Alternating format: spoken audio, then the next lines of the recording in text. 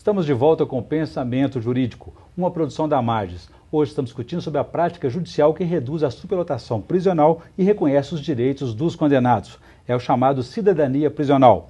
Nosso entrevistado é o juiz autor do projeto, Tiago Conago Cabral, da Vara de Execuções Penais da comarca de Governador Valadares, no leste de Minas Gerais. Doutor Tiago, a respeito dessa situação, o senhor já disse que o projeto ajuda na ressocialização. Como é que é essa relação com a impunidade? Por exemplo, a gente sabe que um projeto como esse não sobrevive sozinho. Dependeria de outros projetos que ajudassem os egressos do sistema prisional a sobreviverem na sociedade de forma correta, adequada e legal. Como é que o senhor avalia essa situação aí do risco da ressocialização se tornar uma impunidade? Na verdade, a execução penal, de um modo geral, ela pressupõe dois vetores. O primeiro é assegurar os direitos de quem está encarcerado, e o segundo é prever meios e prover meios para que essa pessoa, quando solta, quando egressa do sistema prisional, possa ser recolocada na sociedade. Nesse aspecto, o Estado de Minas Gerais se destaca pela atuação do Instituto Minas pela Paz, que é um instituto ligado à Secretaria de Estado de Defesa Social, que tem exatamente essa função, ou seja, de prever e prover meios para que o egresso do sistema prisional seja recolocado no mercado de trabalho, seja requalificado. E os programas de ressocialização do egresso do sistema prisional da Secretaria de Defesa Social também têm enorme importância nesse papel. E precisa ser dito, não fossem esses programas, se não for da intenção da sociedade, do modo geral, recolocar essa pessoa no meio social, ela será inequivocamente uma pessoa que voltará a delinquir e mais do que isso. Em regra, voltará a delinquir em crimes mais graves do que aqueles que praticou anteriormente, já que o sistema prisional acaba sendo uma péssima influência para o sujeito que não é recolocado efetivamente na sociedade. A sociedade não pode virar as costas para esse egresso, senão exatamente. O empresariado tem que ajudar, tem que abrir resultado vai ser pior. Vai ser pior, inequivocamente, né? O resultado vai ser pior. Analisando o sistema nacional aí, prisional, o contexto aí do caso do Maranhão, onde presos decapitaram outros presos por domínio interno da situação, quer dizer, um poder paralelo dentro do próprio presídio. Como é que o senhor avalia os reflexos dessa situação no resto do país?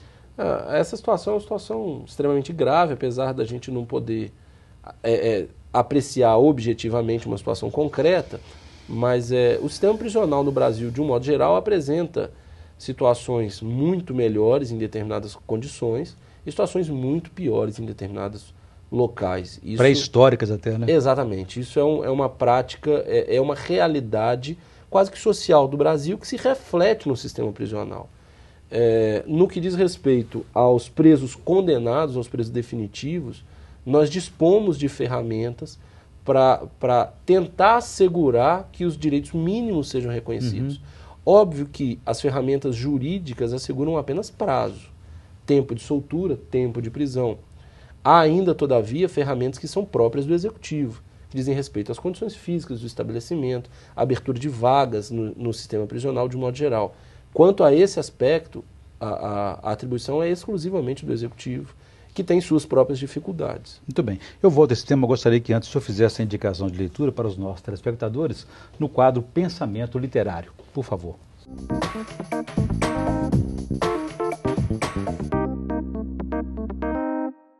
Eu trouxe duas referências e são todas muito constantes no sistema prisional. O primeiro deles é a PCC, A Hegemonia nas Prisões e o Monopólio da Violência, da Camila Caldeira Nunes Dias. PCC é o primeiro comando da capital, uma facção criminosa conhecida e difundida em São Paulo e que tem sido identificada em outros estados da federação, isso é público. E essa obra é parte de um estudo de mestrado na área de sociologia dessa autora, Camila Caldeira, e ela demonstra com muita eficiência como foi o processo de crescimento de uma força paralela de poder no sistema prisional. E onde está a origem desse crescimento? A origem desse crescimento está inequivocamente na omissão do Estado. A partir do momento que o Estado passa a ser omisso no que diz respeito a direitos, segurança, integridade do sentenciado, surge margem para que outras forças cresçam e assegurem o que se chamam de direitos.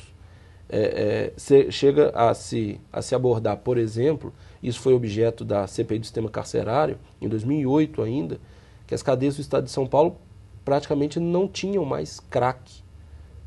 Não porque o Estado conseguisse evitar a entrada daquela droga, mas porque o PCC considerava que aquela droga no sistema prisional era uma droga, desestabilizava o sistema. Então, os próprios integrantes dessa facção deliberaram por uma ordem interna, encerrar o uso dessa droga. Entendi. E essa questão que o senhor falou aí do PCC, por exemplo, do descaso, tem a ver também com aquela situação, né, que o político não liga para preso porque preso não vota.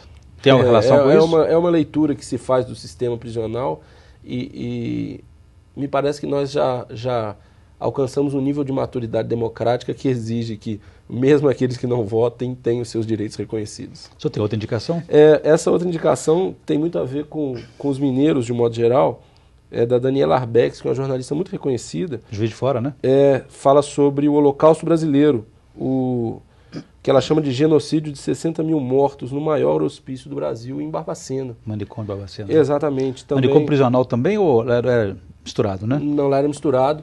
E o mais interessante, ele abre margem para que a gente se lembre de um programa premiado e reconhecido da Justiça Mineira, que é o Pai PJ, que auxilia imensamente na recolocação dessas pessoas, desses pacientes, efetivamente pacientes, às vezes encarcerados mais pacientes, da recolocação dessas pessoas no meio social. Ou seja, aquele, digamos, aquele condenado criminoso, mas que tem essa trajetória, esse passado de deficiência mental, ele tem que ter outro tratamento, ele não pode ser jogado no mesmo presídio dos outros. Exatamente. É uma distinção.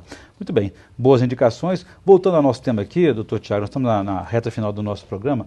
O senhor falou sobre situações e propostas e medidas adotadas e alternativas, né? Na semana passada, discutindo o caso Pedrinhas, no Maranhão, o ministro da Justiça, José Eduardo Cardoso, mais o ministro Ricardo Lewandowski, que estava na interinidade do Supremo Tribunal, da presidência do Supremo Tribunal Federal, discutindo a questão da prisão provisória.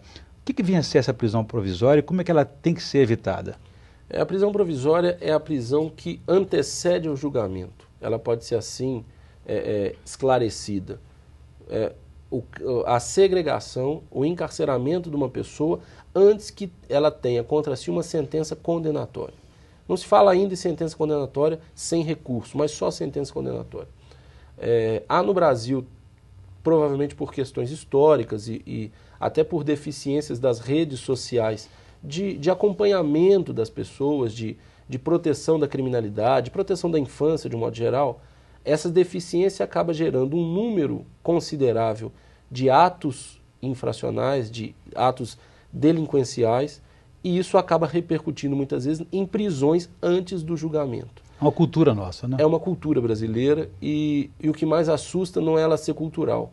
O que mais assusta é que ela tenha alcançado no sistema brasileiro praticamente 40% das detenções. E a sociedade cobra isso, né? Cobra, exatamente. E o mais interessante é que muitas vezes, o mais interessante e grave, é que muitas vezes nós encarceramos determinados sujeitos para que ele aguarde uma sentença e ao final, quando a sentença é proferida, ele por alguma razão tem direito de cumprir aquela pena solto. Então nós mantivemos uma pessoa encarcerada, expomos aquele sujeito a todos os efeitos prejudiciais do cárcere para, na sentença, reconhecer que ela deveria ter ficado solta.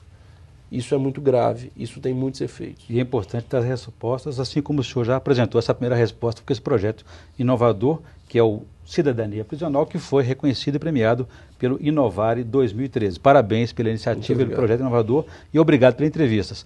Nós conversamos aqui sobre essa prática judicial que ajuda a ressocializar os condenados, egressos do sistema prisional, reduz a superlotação prisional e também reconhece os direitos dos condenados. Obrigado pela entrevista, foi um prazer recebê-lo aqui no Pensamento Jurídico. Muito obrigado, eu que agradeço. Bom, nós ficamos por aqui. Se você quiser participar do Pensamento Jurídico, escreva para pensamento@amages.com.br. Obrigado e até a próxima.